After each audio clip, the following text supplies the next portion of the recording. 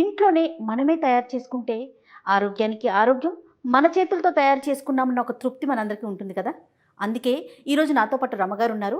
ఆవిడేమన్నారంటే పన్నీర్‌ని డెఫినిట్‌గా మనమే ఎలా తయారు చేయాలో చేసి చూపిద్దాం జయ. సో, చూసేకి బావుంటుంది అండ్ చేసుకోవటానికి కూడా చాలా సింపుల్‌గా ఉంటుందని చెప్పారు. మరి ఆ పన్నీర్‌ని ఎలా తయారు చేయాలి? దాని మేకింగ్ ఏంటి? ఇవన్నీ కూడా రమ్మగారితో అడిగి తెలుసుకుందాం. నమస్తే రమ్మగారు. నమస్తే జయ. రమ్మగారు, నేను పన్నీరు అని చెప్పిన వెంటనే మీరేం చెప్పారంటే ఖచ్చితంగా మనం చేసి చూపిద్దాం జయ. ఇంట్లో చేసుకుంటే హెల్దీ ఐటమ్. చేయడం సింపుల్ జయ. సింపుల్, పిల్లలు చాలా ఇష్టపడతారండి. రెండోది ఏంటంటే ఒక ఫ్రెష్నెస్ ఉంటుంది. బయట నుంచి తెస్తే అందులో ఏముంది అనే ఒక క్లారిటీ ఉంటుంది. అవునవును. అవసరమైనప్పుడు తెచ్చుకుంటాము, చేయగలిగినప్పుడు చేసుకోవచ్చు కదా. డెఫినెట్గా అండి, డెఫినెట్గా. చూపిద్దాం. ఎలా రమ్మగారు, అసలు ముందు ఒక ప్రాసెస్ చెప్పండి. చాలా సింపుల్. పనీర్ అంటే ఏమిటి? నథింగ్ బట్ జున్ను, పాల విరుగుడు. అంతే. ఇప్పుడు పాలు విరిగితేనే జున్ను అవుతుంది, విరిగితేనే పెరుగు అవుతుంది. అంతే కదా. పాలను విరగొట్టడం, ఆ జున్నుని గట్టిగా చేసుకోవటం అంతే. మామూలుగా అయితే మనం బజార్లో కొనేది వాళ్ళు మెషిన్స్ తో చర్న్ చేస్తారు బాగా. దానివల్ల ఏమిటంటే బాగా సాఫ్ట్ గా, స్మూత్ గా, గట్టిగా పీసెస్ లాగా వస్తుంది. మనం ఇంట్లో చేసుకునేది మనం ఏ షేప్ లో ప్రెస్ చేస్తే ఆ షేప్ లో వస్తుంది. కానీ కూరల్లో వేసుకోవడానికి లేదా పరోటాల్లో వేసుకోవడానికి దాని షేప్ సౌందర్యం ఎందుకు? దాని రుచి తర్వాత ఫ్రెష్నెస్ కదా. అవునవును. సో ఒకసారి చేసి చూపిద్దాం. తప్పకుండా అండి, స్టార్ట్ చేద్దామండి. స్టవ్ వెలిగించు. ఓకే, నాకు మీరు పని నేర్పిస్తున్నారు రమ్మగారు. ముందు స్టవ్ వెలిగించడం నేర్చుకోవాలి. అంతే అంతే. 1 లీటర్ పాలు పెట్టుకున్నాను జయ. లీటర్ పాలతో చాలా పనీర్ వచ్చేస్తుందని భావించద్దు. మనం చూపిస్తున్నాం కదా, అంత పీస్ వస్తుంది. అంతేనండి, అంతే వస్తుంది. లీటర్ పాలల్లో ఉన్న ప్రోటీన్ ఎంత ఉంటుంది? ఇవి హోల్ మిల్క్ అనుకో ఒక రవ్వ కొంచెం ఎక్కువ వస్తుంది, మామూలు మిల్క్ అనుకో కొంచెం తక్కువే వస్తుంది. హోల్ మిల్క్తో చేస్తే పనీర్ ఎక్కువ గట్టిగా, చిక్కగా, అంటే బాగుంటుంది అనమాట. ఎక్కువ సాఫ్ట్గా ఉంటుంది. మామూలు పాలే కొంచెం పలచగా ఉంటుంది. మనకి గేదె పాలు దొరికితే బాగుంటుంది. ఎప్పుడైనా పాలు పొరపాటున విరిగినా చక్కగా పొరపాటున విరుగుతుంటాయి అప్పుడప్పుడు చూసుకోండి. నిలవబడిన పాలు విరిగితే బాగుండదు. ఏదైనా పొరపాటున ఏ నిమ్మరసమో పడిపోయి చిటుకుని విరిగిపోయి అలా అయితే మనం దీన్ని పన్నీర్ లాగా చేసేసుకోవచ్చు. చాలా చేయొచ్చు పన్నీర్ తోటి. కూరలు చేసుకుంటాము, కూరల్లో చేసుకుంటాం, పరోటాలు చేసుకోవచ్చు, తర్వాత రైస్ చేసుకోవచ్చు, తర్వాత పన్నీర్ తోటి స్వీట్లు చేసుకోవచ్చు. 2-3 రకాల రసమలై ఇలాంటివి పన్నీర్ తోటి. అవునండి, ఏది కావాలంటే అది చేసుకోవచ్చు. నన్ను అడిగితే ఒట్టిగా వేయించి సైడ్ డిష్గా కూడా ఇవ్వచ్చు పిల్లలకి. ఆ రాత్రిపూట జనరల్గా ఏదైనా మామూలు కర్రీ చేస్తాము, పిల్లలు నలుచుకుని తినడానికి వీలుగా పన్నీర్ని వేయించి ఇవ్వచ్చు. హెల్త్ బెనిఫిట్స్ చాలా ఎక్కువ పన్నీర్లో. High protein. ఓకే. పాల తాలూకు శక్తి, 1 లీటర్ పాల శక్తి ఇంత ముక్కలోకి వచ్చేసింది అనుకో, అంటే మంచి శక్తి ఉన్నట్టు కదా. పిల్లలు కూడా కొంచెం ఇష్టంగానే తింటారులేండి, చాలా వరకు ఇష్టపడతారు పిల్లలు. నాకు కూడా జిలేబీ తర్వాత హాట్ ఫేవరెట్ పనీరే, బాగా ఎక్కువ ఇష్టం. రమ్మగారు, ఎక్కువ రోజులు ఉంచుకోకూడదని విన్నా నేను, కరెక్టేనా? అవును, దానికి షెల్ఫ్ లైఫ్ కొంచెం తక్కువ ఉంటుంది. ఎందుకంటే మనం విరకొట్టేస్తాము. ఈవెన్ పాలు కూడా నిలవ ఉంటాయా? ఉండవు కదా. పెరుగైతే పులిసిపోదు.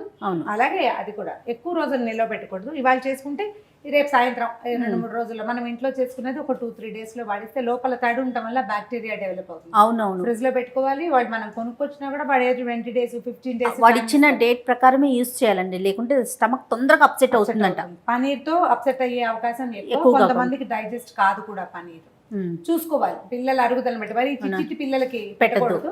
కొంచెం పెద్దవాళ్ళ వాళ్ళకు 5-7 years 6 years వస్తే పర్వాలేదు.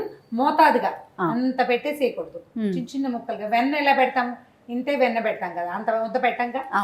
అట్లాగే పన్నీర్ కూడా కొంచెం కొంచెం స్టమక్కి అలవాటు చేస్తే తర్వాత బాగానే ఉంటుంది. కొంచెం ఎక్కువ హెల్త్ బెనిఫిట్స్ ఉంటాయి కాబట్టి పన్నీర్ తీసుకుంటే హెల్తీగా బాగుంటుంది. మేమైతే ఎక్కువగా చపాతీలోకి కర్రీ కింద చేస్తాం రమ్మగారు ఈవినింగ్. నిన్న సాయంత్రం కూడా పన్నీర్ కర్రీని. అయితే పన్నీరే కర్రీగా కాకుండా చాలా కర్రీస్ లో యాడ్ చేసుకోవచ్చు. మిక్స్డ్ వెజ్ చేసుకుంటాము, అందులో వేసుకోవచ్చు. తర్వాత ఏ రాజమానో చేస్తాం, అందులో వేసుకోవచ్చు. చోలే చేస్తాము, అందులో వేసుకోవచ్చు. అన్నిట్లలో వేసుకోవచ్చు. పన్నీరు అది ఫిట్ కాని కూర ఉండదు. దేంట్లోనే వేసుకోవచ్చు. ఆఖరికి మీరు బీరకాయ పులుసు కూర, సొరకాయ పులుసు కూర చేసినా అందులో కూడా పన్నీర్ వేసుకోవచ్చు. రుచిగా ఉంటుంది. పిల్లలు తినేస్తారు హాయిగా, టేస్ట్ బాగుంటుంది కదా. పాలు రమ్మగారు సిమ్లో పెడదా, హైలో పెట్టినట్టున్నారు? ఓకేనా? కాగిపోనివ్వు. కాగేస్తే మనకి పాలు మరగంగానే ఒకసారి కాగిపోగానే పొంగొస్తుంది. స్టవ్ ఆపేసి నిమ్మరసం పిండేసుకోవాలి. అందులో పిండి బాగా కలిపితే ఏముందంటే బ్రెట్టెల్ అవుతుంది, పగిలిపోతుంది పాలు. ఆ పగిలిన పాలను వడపోసుకుంటాం. ఆ పెద్ద అంతే. పాలు పొంగిపోతున్నాయి కొద్దిగా పక్కకు, లేకపోతే ఇది ఏంటంటే చటుక్కున మీదకి వచ్చేస్తుంది ఊదితే. పాలు ఊదకూడదు చేయ. అవునా రమ్మగారు? ఎందుకంటే ఇప్పుడు ఈ పాలు కనుక మనం దేవుడికి నివేదన చేసామనుకో, మన ఎంగిలి పడలా అందులో. నివేదన అయితే నివేదన పైకి పనికిరాదు. నివేదనకి కాదు, అసలు అదొక అలవాటు. ఆ. పాలు పొంగుతుంటే ఊదటం అనేది ఒక హ్యాబిట్. అవును. ఇది దేవుడికి ఇంకోటి మనకు తెలియదు కదా, పాలని ఎంగిల్ చేయకూడదు అంటే పొంగేటప్పుడు ఊదకూడదు. ఏం చేయొచ్చు, కాసి నీళ్లు చల్లచ్చు మనం, కానీ నోరు పెట్టి ఊదటం లాంటివి కానీ చేయకూడదు. మీరు అన్నట్టు చాలా సహజంగా వెళ్ళిపోయి ఊదేస్తుంటాం, తప్పు. ఆ పని చేయకూడదు. ఎంగిల్ వెళ్తుంది, మనం ఉప్పు అనేసరికల్లా తుంపర్లు వెళ్తాయి కదా, పాలు కాగిపోయినాయి కదా. రైట్. మనం ఏం చేద్దామంటే ఒక నిమ్మకాయని ఇందులో పిండేద్దాం. 1 లీటర్కి ఒక హాఫ్ చెక్క సరిపోతుందంటారా? ఒక కాయ పిండేయచ్చు. కాయ పిండేయచ్చా? ఎందుకంటే ఇప్పుడు మనం ఈ ప్యాకెట్ పాలు ఉన్నాయి చూడు, వీటిలలో ఏవో రకరకాల పౌడర్లు అవి ఇవి కలుస్తాయి. అదే ఇవి గేదె పాలు అయితే ఇట్లా ఒక్క చుక్క పడేసరికి టప్పుమంటాయి. ఇవి అవ్వవు, కొంచెం టైం తీసి. అవునవును.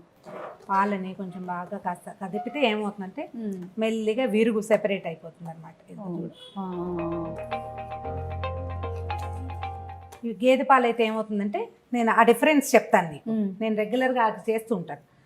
వెంటనే ఇక ప్రెటల్డ్ ఏదైతే పగిలిందో అది వచ్చేసి యువతలకి ఈ పాలు పలచబడిపోతాయి. ఇవి మనం ప్యాకెట్ పాలు పోస్తాం చూడు, ఇది కూడా చూడు చిక్కగా ఉన్నాయి. అవును. నిజానికి పాల ఎసెన్స్ అంతా వచ్చేస్తే అది పలచబడాలి కదా.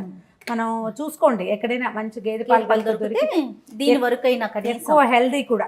అవునవును, బాగుంటుంది. అంటే ఆర్గానిక్ పాలు అలా కూడా ఇప్పుడు మనం కొనుక్కుంటున్నాం కదా. అవునండి. అబ్బా చాలా పల్చగా అయిపోయినాయి రమ్మగారు. మొదట ఉన్న చిక్కదనం లేదు చూసా. అవునవును. లైట్గా నీళ్లు కలిపిన పాలలాగా అయిపోయినాయి. ఇంకొక నిమిషం కదిపితే ఇంకా వచ్చేస్తుంది మొత్తం. పాలు బాగా కాగాలి అనేది పెట్టుకోవద్దా? అక్కర్లేదు, జస్ట్ ఒక కాగొస్తే చాలా, ఒకసారి పొంగు సరిపోతుంది. గేదె పాలు అయితే 2 పొంగులు రానివ్వాలి. ఎంత పలచగా అయిపోయినాయి చూడు పాలు, నీళ్ళల్లో ఉన్నట్లుందండి చూసే. దీన్ని కొంచెం బాగా చల్లారనిచ్చి అప్పుడు ఆ సంగతి చూడాలి. అదే ఇది హోల్ మిల్క్ అంటే ఏమన్నా ఫుల్ ఫ్యాట్ మిల్క్ కనుక తీసుకుంటే, క్రీమ్ ఉన్న మిల్క్ ఇంకా బాగా ఎక్కువ పనీర్ వస్తుంది. గేదె పాలతోటి కూడా చూడు ఎంత పలచగా అయిపోయింది. అవునండి. ఇక ఎంత విడివిడిగా ఎట్లా కనిపిస్తుందో. ఓకే, దీన్ని ఏం చేద్దామంటే చక్కగా వడపోసేద్దాం.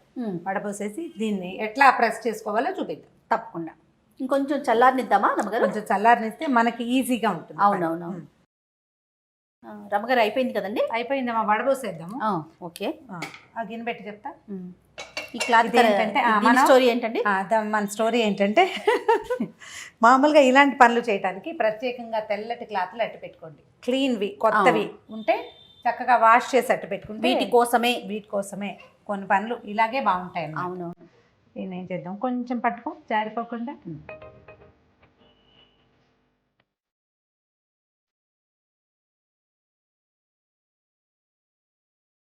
ఏంటి రమ్మగారు, లీటర్ పాలు పోసాం మనం. నేను చెప్పలేదా లీటర్ పాలకి ఎంతో రాదమ్మా అని? బుజ్జిగా ఇంతే వచ్చింది. నేను అరిచేయి చూపించాను నీకు. అవునవును. దీన్ని ఏం చేయాలంటే, ఇప్పుడు ఇది లూజ్గా ఉంది, ఇందులో నీరు ఉంది, ఇంకా కారుతుంది కదా. అవునవును. కాసేపు ఎక్కడైనా వేళ్లాడేయండి. మనం స్టూడియోలోనో వేళ్లాడేయట్లేకపోతున్నాం, చేత్తో పట్టుకుని చూపిస్తున్నాను చూడు. దీన్ని ఒక పళ్ళెల్లో పెట్టుకుని దాని మీద ఏదైనా బరువు పెట్టుకోవాలి. నా ఐడియా ఏంటంటే, రోళ్ళు ఉంటాయి కదా మనం దంచుకునేది, మామూలు చిట్టి అమాందస్తా కాదు, మనం రాతి రోలు ఉంటుంది, ఆ రోలుని పెట్టేసేయాలి దీని మీద. ఇప్పుడు నీళ్లు మొత్తం కారిపోయినాకనా?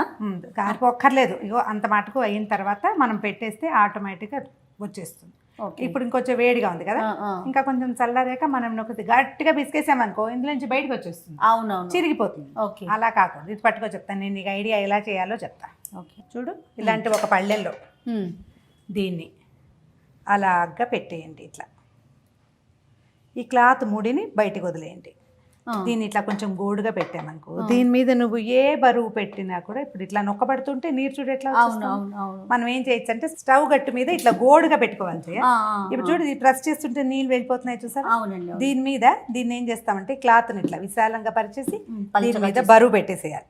బరువు పెడితే ఇప్పుడు ఏ లావును మనం పెట్టామో అదే లావును మనకి వచ్చేస్తుంది అనమాట. చూడు, దీన్ని రాత్రంతా వదిలేయాలి. దీని మీద ఒక బరువు ఇట్లా అట్లా పెట్టేసి రోలు కనుక పెడితే కరెక్ట్ గా కూర్చుంటుంది. చిన్న రోలు, మనకు మసాలా రోలు ఉంటుంది. ఇది చూడు, ఇట్లా నీళ్ళన్నీ బయటకు వచ్చేస్తుంది. ఈ గోడు పెట్టాం కాబట్టి నీళ్లు ఇది కలవు, ఆటోమేటిక్ గా వెళ్ళిపోతే ఇది నువ్వు రేపు పొద్దున్న చక్కగా కట్ చేసుకోవచ్చు ఈజీగా. అట్లా బరువుతో ఉంచుకుంటే భలే వచ్చింది రమ్మగారు. ఇలా వస్తుంది. మనం పెట్టిన దీన్ని బట్టి ఉంటుంది అనమాట, ఎలాంటి బరువును పెట్టాము ఆ షేప్ వస్తుంది.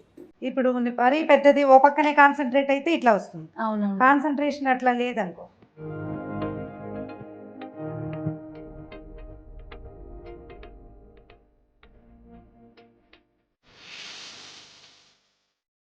కేక్ లాగా వచ్చిందండి ముక్కలు. ఇదిగో బాబా ఎంత బాగా వచ్చినాయి రమ్మగారు. దీన్ని వేయించేసుకోవడం, నువ్వు కూరలో వేస్తావు, పరోటాల్లో వేస్తావు, ఏం చేస్తావో నీ ఇష్టం. అంతే. జస్ట్ మనం 2-3 జాగ్రత్తలు ఏం పాటించాలంటే, పాలల్లో పిండేటప్పుడు నిమ్మకాయ గింజలు పడనివ్వకండి. రసం తీసుకుని పోసుకోండి, అందులో డైరెక్ట్గా పిండకండి. చటుకునే నిమ్మకాయ డిప్ప పడిపోయి ఆ గోళాలు లేకండి. మనం స్టూడియోలో కాబట్టి చూపించాం. అవును. తర్వాత ఈ పెట్టే బరువు నేను అన్ఈవెన్గా పెట్టాను కాబట్టి ఓ పక్కన పలచగా అయింది. దీన్ని కూడా మనం నలిపేసి పరోటాల్లో వాడేసుకుంటాం. ముక్కలు జాగ్రత్తగా కూరల్లో వేసేసుకుంటాం. ఇంకా చిట్టి చిట్టి ముక్కలు, మనకి ఎక్కువ మంది పిల్లలు ఉండి చిట్టి పిల్లలు ఉన్నారు, ఇదిగో ఎంత చిన్న ముక్క కావాలంటే అంత చిన్న ముక్క చేస్తాం. Okay, super. పచ్చిది తినేయమంటారా? ఏమవుతుంది, బా షాప్లో దానికి దీనికి చాలా తేడా అనిపిస్తుందండి. ఎందుకంటే ఇది నిలవలేదు, ప్లస్ మనం చేసింది కదా, ఇందులో ఇంకేం కలపలేదు మనం, ఉట్టి నిమ్మ చెక్క తప్ప. అవును. అవి కూడా కట్ చేసేస్తారా? కట్ చేద్దాం, ఎందులో వేసేసుకుంటాం అంతే.